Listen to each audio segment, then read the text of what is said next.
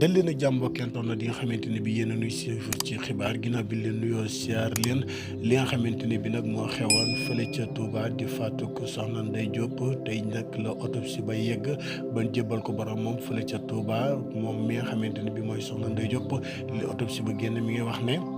moom mi la di soxna Ndeye Diop dañu ko jam lu toll ci juróomi jam-jam ba jam nañ ko sax ci li nga xamante ne bii mooy ab put waaye loolu lépp taxutoon nag soxna si la daal di wàcc ab liggéey ba nga xamante ne bii ni ginnaaw bi nag la ki nga xamee ne mooy Abdourahmane Mbacké daal di jël li nga xam mooy fil courant daal di koy laxas ci baat ba xëcc ba mu dang mu daal di wàcc ab liggéey ginnaaw boobu nag autopsie bu ba tey mi ngi wane ne ki nga xamante ne bii mooy soxna Ndeye Diop dafa tolloon ab diggante ba amoon lu toll ci juróom benn weer ginnaaw bi nga xamante ne bii la ko Abdourahmane moomee doon faat foofee ca këram gi nga xamante ne bii moo nekk fële ca Palen dend ak siège bu Touba ca kanam fële ca Touba.